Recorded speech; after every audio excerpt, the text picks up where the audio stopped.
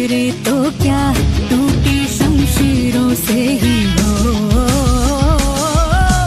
Hi guys, स्वागत है आप सभी का आपके अपने channel A to Z commerce classes में, जहां आपको देते हैं कॉमर्स के उलझे हुए प्रश्नों के सुलझे हुए जवाब, वो भी सिंपल कॉन्सेप्ट के साथ। जैसा कि हम लोग का जो है स्टडीज़ का सीरीज लगातार चल रहा है। अब तक हम लोगों ने है मीन मीडियन मोड के जितने भी कॉन्सेप्टुअल टॉपिक्स थे उसको कंप्लीट कर दिए हैं।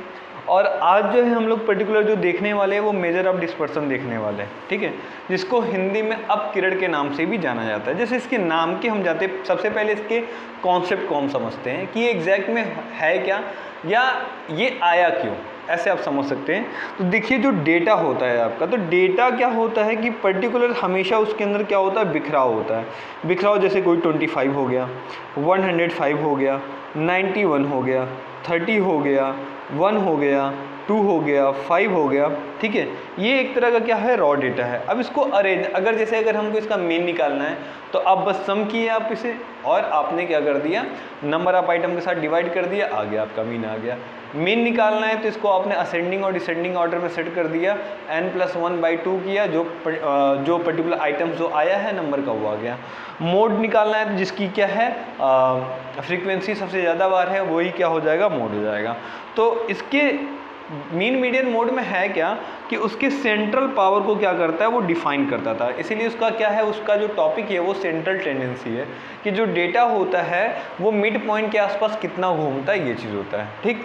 लेकिन डिस्पर्सन क्या होता है, तो डिस्पर्सन का मतलब सीधा सा मतलब है कि जो डेटा होता है उस डेटा का कितना दूर तक फैलाव है, उसके बारे में जब हम लोग जानते हैं या उसके बारे में जो कैलकुलेशन होता है वो आपके डिस्पर्सन में होता है, ठीक। तो आइए इसके देखते हैं हम लोग और अपनी वीडियो को भी स्टार्ट करते हैं आज के पॉइंट के।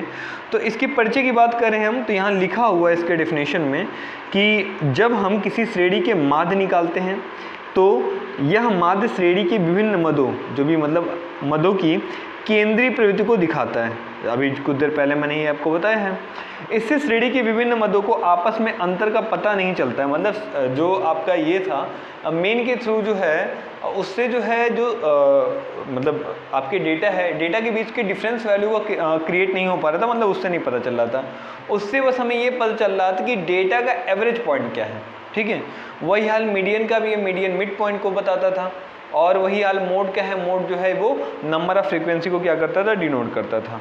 लेकिन मेजर ऑफ डिस्पर्सन में क्या है कि यह जो है बताता है कि डेटा हमारा किस सीमा तक जो है फैला हुआ है। जैसे यहाँ लिखा है कि अपकिरण के माप से यह पता चलता है कि किस सीमा तक मदे एक दूसरे तथा औसत से भिन्न है। मतलब यहाँ डिफरेंट क्रिएट करता है पर्टिकुलर मीन के साथ, ठीक। आगे आ जाइए। अपकिरण का अर्थ है कि इसका अर्थ क्या है, मदों का औसत से बिखराव या विचलन कितना है। औसत का मतलब समझ रहे हैं, मीन से वो कितना इधर उधर फैला हुआ है, उस फैलाव के बारे में क्या करता है, ये बताता है। फिर उसके साथ ही कुछ विद्वानों ने क्या कर दिया, कुछ परिभाषाएं दी है। जैसे बाउले जी ने कहा है कि अपकिरण मदों के विचरण का माप होता है।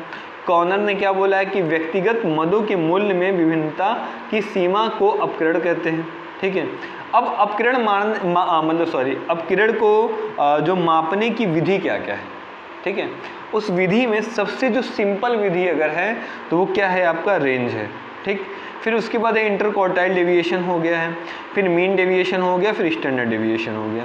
देखिए मीन डेविएशन में फिर से आपको मीन निकालना पड़ेगा, मीन के जो फार्मूले है उस फार्मूले को फिर से यूज करना पड़ेगा। तो आइए अभी हम लोग जो बात करेंगे रेंज पे बात करने वाले, मतलब रेंज वाले पॉइंट को हम लोग देखने वाले हैं, ठीक है। तो देखिए ये सबसे पहले रेंज के बारे में क्या दिया हुआ कि किसी श्रेणी के सबसे बड़े मूल्य और सबसे छोटे मूल्य का जो अंतर होता है वही आपका क्या कहलाता है, विस्तार या रेंज कहलाता है। मतलब कुछ नहीं करना है आपको यहाँ पर अगर मैंने डेटा दे दिया 91, 81, 92, 500, 200 दे दिया, बस यहाँ पर आप फाइंड आउट करिए कि लार्जेस्ट वैल्यू कौन सी है और यहाँ पर स्मॉलेस्ट वैल्यू कौन सी है। बस डिफरेंट निकाल दीजिए, मतलब 500 में से आपने माइनस कर दिया 81 को, यहाँ पर जो आ गया वो आपका आंसर आ गया। क्लियर यहाँ तक, ठीक है। फिर उसके बाद जो है इसके हम कोफिशिएंट ऑफ द रेंज की बात करेंगे, ठीक है। तो जब किन्हीं दो या अधिक श्रेणियों की बनावट या अपकरण की तुलनात्मक अध्ययन करना होता है तब उसका कोफिशिएंट वैल्यू को क्या करते हैं, फाइंड आउट करते हैं। यहाँ पे भी सिंपल है, L minus S upon L plus S. जैसे हम लोगों ने क्या किया था, 500 माइनस 81 अपॉन 500 प्लस 81 कर देंगे, माइनस करने और प्लस करने के बाद जो वैल्यू आएगा उसको हम क्या कर देंगे, डिवाइड कर देंगे, यहाँ से आपका आंसर आ जाएगा। ठीक है, तो यहाँ तक जो हो गया आपका कोफिशिएंट ऑफ रेंज। इवन अगर यही याद रखिएगा कि अगर ये तो इसका व्यक्तिगत श्रेणी हो गया, व्यक्तिगत श्रेणी में आपको दिख रहा होगा कि बस कुछ नहीं करना है, जो डेटा है, डेटा जैसे यहाँ पे दिया हुआ है 35 है लार्जेस्ट वैल्यू और स्मॉलेस्ट वैल्यू क्या है आपका 15 है, माइनस कर लिए 35 में से 15 को 20 आ गया। ठीक है, कोफिशिएंट की बात करेंगे तो कोफिशिएंट में 35 माइनस 15 इज इक्वल टू 20 और 35 और plus 15 is equal to 50, divide कर लेंगे, आ गया 40। और यहाँ याद रखिएगा कोफिशिएंट की वैल्यू जब भी आएगी लेस देन 1 आने वाला है, 1 से हमेशा कम ही आएगा। ठीक, फिर उसके साथ जो हम लोग डिस्क्रीट सीरीज को देखते हैं, देखिए रेंज जो है ना बहुत ही सिंपल है, मुझे लगता है स्टैटिक्स में सबसे सिंपल पोर्शन अगर कोई है तो वो है रेंज। ठीक, अब देखिए स्टैटिक्स को अगर हम देखते हैं तो स्टैटिक्स में डिस्क्रीट सीरीज में जब हम लोग देखते हैं रेंज को, तो यहाँ याद रखिएगा आपको फ्रीक्वेंसी से कोई लेना देना नहीं रहेगा। ठीक है, यहाँ आपको जो लेना देना रहेगा पर्टिकुलर x की वैल्यू से लेना होगा। तो आप देख रहे होंगे यहाँ से कोई लेना देना नहीं है आपका। ठीक, बस आप फाइंड आउट करिए इसके x वैल्यू में।